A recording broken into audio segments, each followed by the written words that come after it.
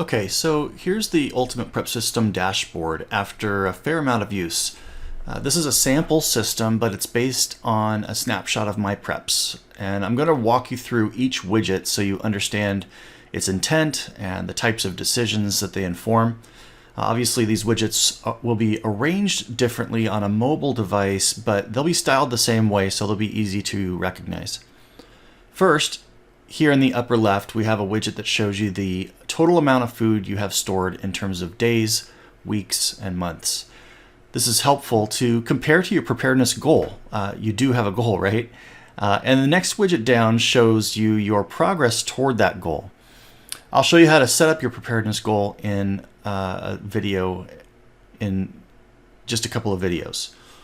Next, we have a section of widgets that show you your recent progress in terms of how many days of sustenance you have put back in the last 7, 30, and 90 days.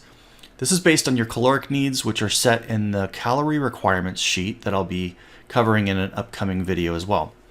These widgets help you to raise your awareness of your momentum in preparedness. If you start to see these numbers lowering or even falling to 0, it helps to motivate you to refocus your efforts. Next, we have a widget that shows you how many days of sustenance you have on hand per range of days until their best by dates. So you can see here I have 27.8 days on hand of food that's past its best by date, which represents sustenance for my whole family, again based on the calorie requirements sheet that I'll be covering in an upcoming video. This graph makes it obvious when you're perhaps over-focused on short-term food versus long-term food, so you can adjust your buying accordingly. The middle column provides you with 3 ways of visualizing your preps. First, in terms of calories, then in terms of servings, and last, in terms of weight. Some people like to use all 3. Some people just like to use 1. There's no right or wrong answer. It's simply a matter of how you like to inventory your food and what's meaningful to you in terms of knowing your progress towards your preparedness goals. So in the middle column, we have a graph at the top that represents how much sustenance or days on hand we have stored per food category. And when you hover over a slice of the graph, it shows you the number of days on hand you have for a specific category.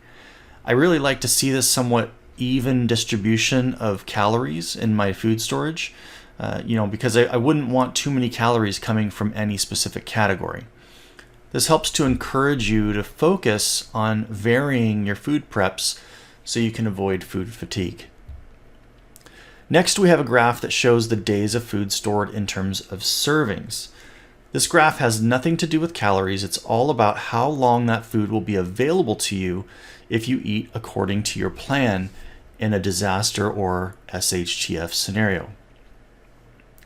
In a perfect scenario, everything would be at the 100% level, because that would mean every category would be available to you for the full length of time that's indicated in the upper left widget. And so if a category is above the 100% level, that's not an area that you need to focus on at this time. And similarly, the categories that are below 100% show you your gaps. The beauty of this graph is that it gives you another way to ensure food variety, but this time in terms of servings. This graph is dependent on the servings per day sheet, which I will also cover in a later video.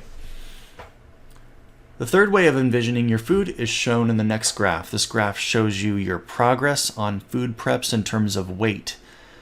And you set your food weight targets by category in the food weight targets sheet, which I'll go into detail on later. The last widget on the middle column shows you your stored supplies, which can be accessed through the supplies inventory link in the right column.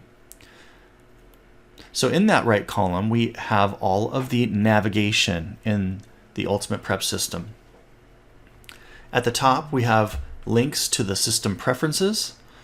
This is where you tell the system things like your goal of days on hand of food storage, your family's caloric needs, how many servings per day per person per category you want to plan for, and weight targets per food category. Next, we have links pertaining to food. First, there's a form for adding a stored food. Next is your food inventory. This is the main sheet of the whole system. And finally, a link to a report that you can use to print out your food preps. The next section is all about supplies and equipment. There's a sheet where you can set your daily usage of certain supplies, like toilet paper or soap, etc. Then again, we have a form, but this time for supplies and equipment. And next is the supplies inventory, which is probably just as important as your food inventory. And last, again, a printout specifically for your supplies and equipment. Next, we have an Other Tools section, which gives you access to some of the additional features that have been added more recently. Here you see the Insurance and Warranties tool, the Shopping List tool, and the Skills Assessment tool, all of which I'll be covering in upcoming videos. Next, there's an embedded video to the Getting Started playlist on YouTube, which will become replaced with this video tutorial platform. And finally, we have links to helpful resources, which include things like a home packaged food reference, which provides calorie information on home packaged foods like canned foods, etc. And we have a link to the Ideas and Issues discussion board. Here's where you would go to submit new ideas and vote on other people's ideas. And the top ideas get the quickest attention. And that's an overview of the dashboard.